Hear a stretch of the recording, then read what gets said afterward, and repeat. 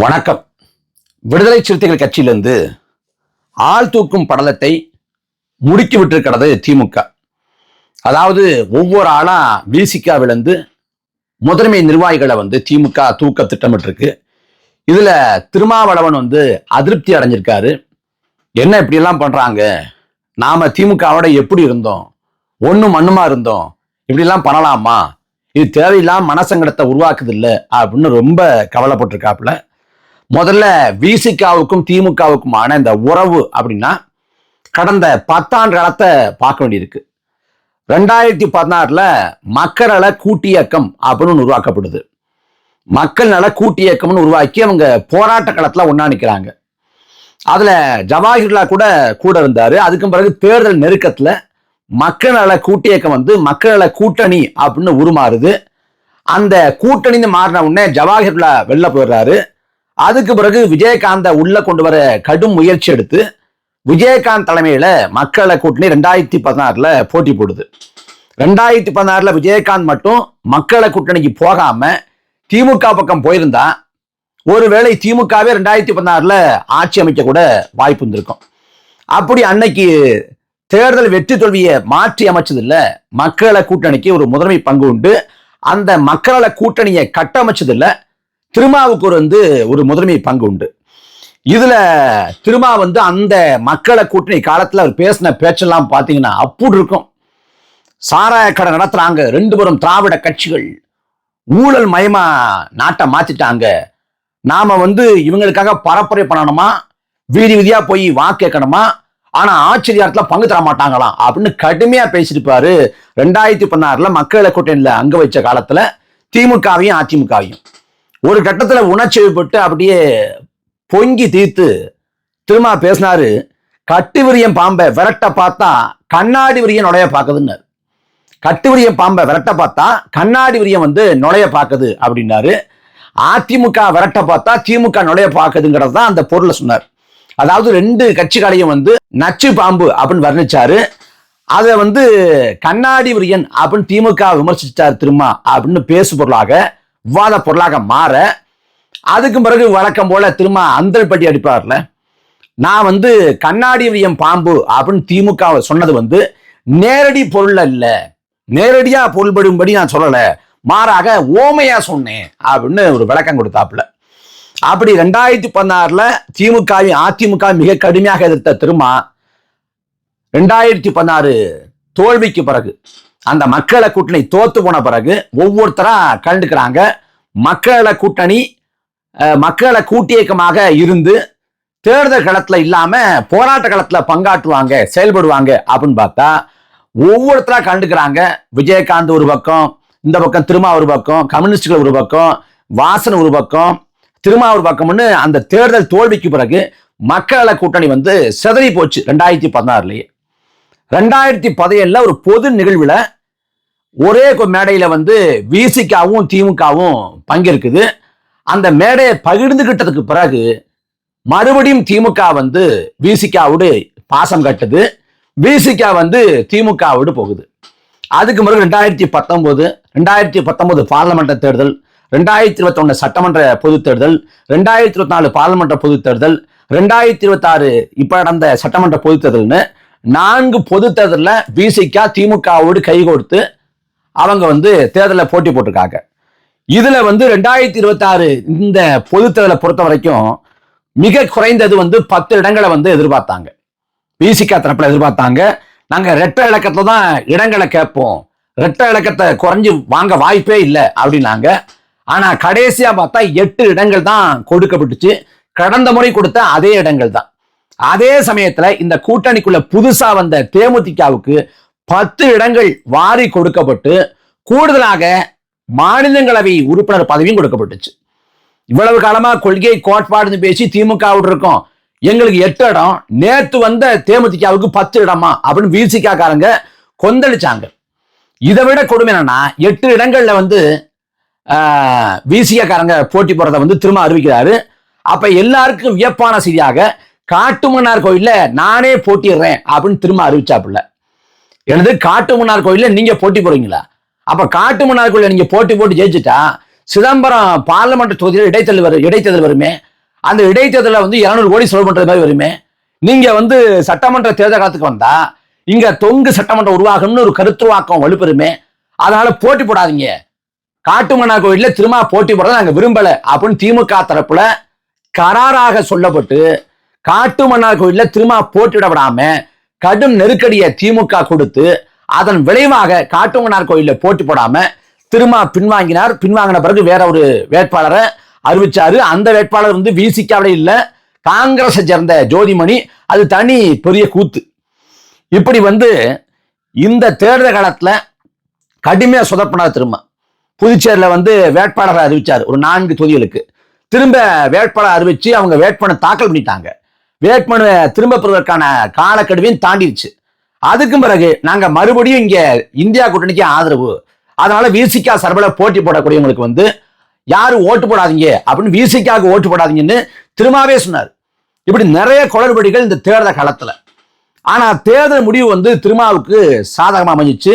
அதாவது 108 இடங்கள்ல தாவேகா வெற்றி பெற்று திமுக தோல்வி அடைஞ்சு அதுல பெரும்பான்மை வேணுங்கிறதுனால 2 இடங்கள் 3 இடங்கள் கூட பெரிய முக்கியத்துவம் வாய்ந்ததாக மாறி போச்சு. கம்யூனிஸ்ட் கட்சியோட 2 இடம், அதாவது இந்திய கம்யூனிஸ்ட் கட்சியோட 2 இடம், மார்க்சிஸ்ட் கம்யூனிஸ்ட் கட்சியோட 2 இடம், காங்கிரஸோட 5 இடம், விசிகாவோட 2 இடம் எல்லாம் முக்கியத்துவம் வாய்ந்ததாக பார்க்கப்பட்டுச்சு. கடைசியில திருமாவுக்கு தேர்தலுக்கு முன்னாடி நாங்க இரட்டை இலக்கத்துல கூட சீட்டு தர மாட்டோம் அப்படின்னு மறுத்த திமுக, காட்டுமன்னாருக்குள்ள நீங்க போட்டியே போடக்கூடாது அப்படின்னு கட்டளையிட்ட திமுக, தேர்தலில் தோத்து போன பிறகு திமுகவும் அதிமுகவும் சேர்ந்து ஆட்சி அமைக்க போறோம், நீங்க வேணா அதுல முதலமைச்சர் வேட்பாளராக இருங்க, முதலமைச்சர் இருங்க அப்படின்னு திமுக சொல்லிச்சு. அப்படி சூழல் வந்து திருமாவுக்கு கடிந்து வந்தது. ஒரு கட்டத்துல விஜய் ஆதரவு கேட்க விஜய்க்கு ஆதரவு தர்றோம் அப்படின்னு அறிவிச்சாரு. வெளில இருந்து ஆதரவு அப்படின்னு. ஆனா வெளில இருந்து ஆதரவு கொடுத்தா எப்ப வேணாலும் ஆதரவை திரும்ப பெறுவாங்க அப்படிங்கிற பயம் விஜய் தரப்புல. அதனால நாங்க ஆச்சரியத்துல பங்கு தர்றோம், உள்ள வாங்க அப்படின்னு கூப்பிட்டாங்க. ரொம்ப யோசிச்சாப்புல யோசிச்சு பிறகு பரவாயில்ல வர்றோம் அப்படின்னு ஒத்துக்கிட்டாரு. இப்ப விசிகா வந்து தாவேகாவோட அரசுல அங்கம் வைக்குது. வன்னியரசு வந்து சமூக நீதி துறை அமைச்சரா இருக்காரு.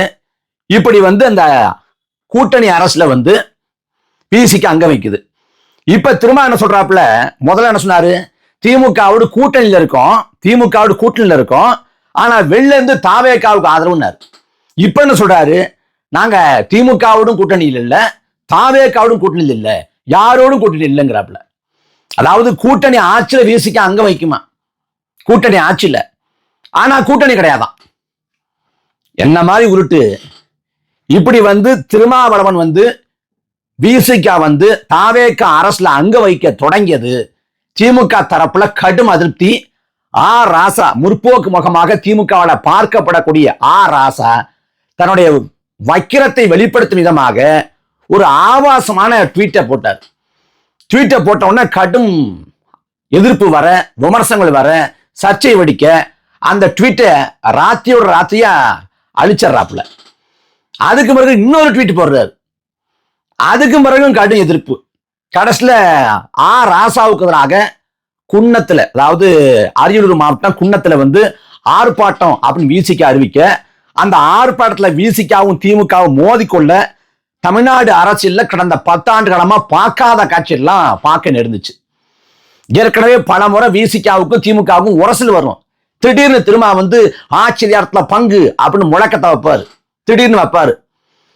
அதுக்கு பிறகு அமைதியாயிருவார். அப்புறம் வந்து விசிகா கொடியேற்ற வந்து திமுக அரசு வந்து அனுமதி மறுக்கும். 2021 ஆச்சரியத்துல திமுக ஏறின உடனே சேலம் மோரூர் பகுதியில வந்து விசிகா கொடியேற்ற காவல்துறை அனுமதி மறுக்குது. மோரூருக்கே இப்படி போராட்டம் பண்றாரு யாரு, திருமா. அப்புறம் தமிழ்நாடு முழுக்க போராட்டம் அறிவிக்கிறாரு. அப்புறம் அந்த அறிவிப்பை பின்வாங்குறாரு. இப்படி வந்து திமுகவுக்கும் விசிகாவுக்குமான உறவு வந்து வேண்டா வெறுப்பான உறவா இருந்துச்சு.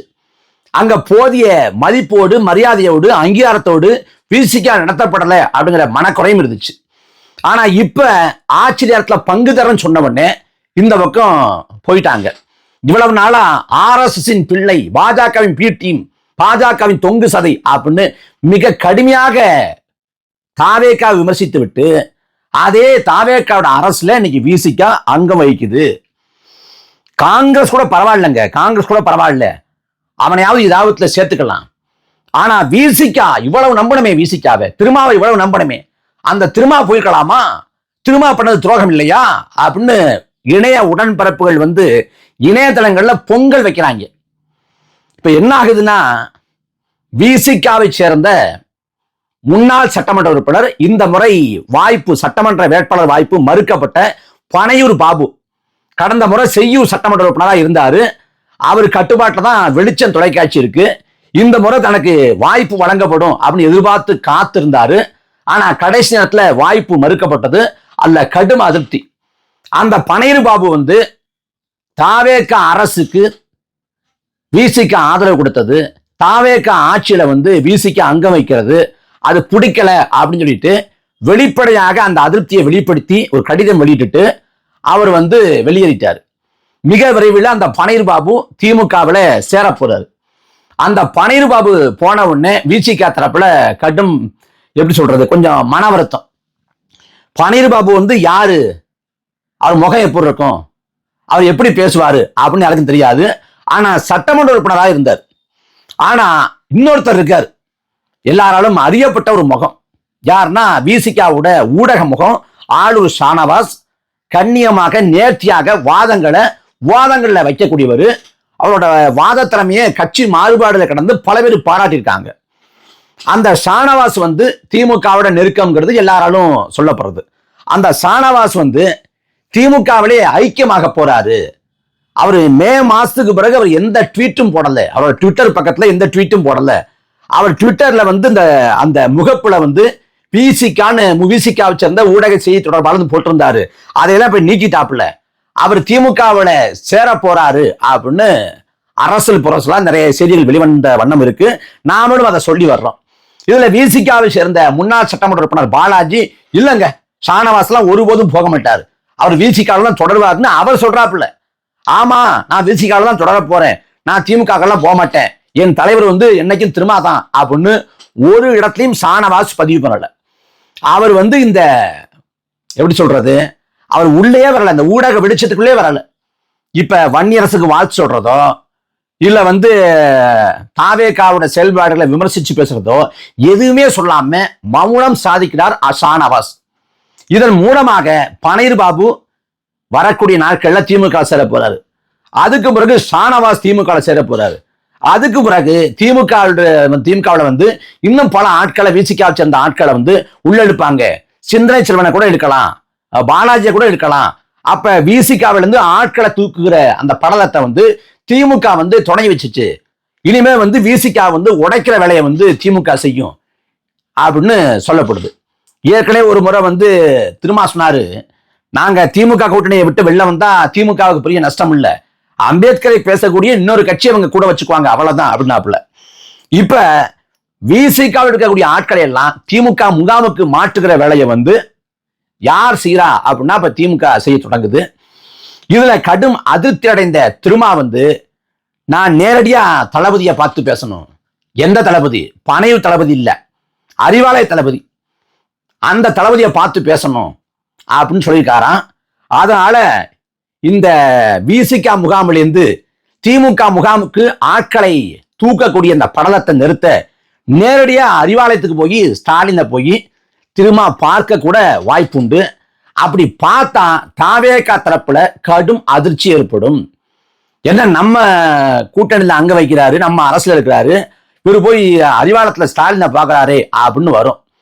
அப்ப திரிசங்கு நிலை, இந்த பக்கமா அந்த பக்கமா இந்த பக்கமான்னு தெரியாம திரும்ப குழப்பத்துல இருக்காரு அப்படின்னு வந்துடும். ஏற்கனவே அப்படிதான் இருக்கு. அவர் சொல்ற அந்த கருத்துக்கள் எல்லாம் அவ்வளவு முரண்பாடா இருக்கு.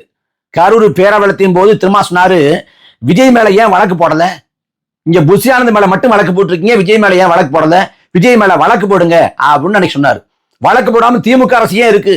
திமுகவுக்கு விஜய்க்கு என்ன மறைமுக தொடர்பா, என்ன மறைமுகமா நீங்க ஏதாவது ஒப்பந்தம் போட்டிருக்கீங்களா அப்படிங்கிற மாதிரி தான் விமர்சிச்சாரு. ஆனா இப்ப சொல்றாரு, நான் கரூர் பேரவலத்தின் போது ஆதவ அர்ஜுனாவுக்கு ஆறுதல் சொன்னேங்கிறார். கரூர் மரணத்தின் போது, அந்த பேரவலத்தின் போது விஜய் மேல வழக்கு ஏன் போடல இப்ப அன்னைக்கு கேட்டீங்க. இப்ப என்ன சொல்றீங்க, நான் ஆதவ அர்ஜுனாவுக்கு ஆறுதல் சொன்னேன், இது என்ன ஒண்ணுக்கு ஒண்ணு முரண்பாடா இருக்கு? அன்னைக்கு RSS பிள்ளைன்னாரு, திரும்ப தேர்தல் முடிஞ்ச பிறகு தாவேகாவுக்கும் திமுகவுக்கும் விழுந்த வாக்கு பாஜகவுக்கு எதிரான வாக்குன்னாரு. அதுக்கு பிறகு கொஞ்ச நாள் கழிச்சு இல்ல RSS பிள்ளைங்கிற விமர்சனம் அப்படியே இருக்குன்னாரு. மறுபடியும் இல்ல நான் அமைச்சர்களை போய் பங்கேற்கிறேங்கிறாப்புல.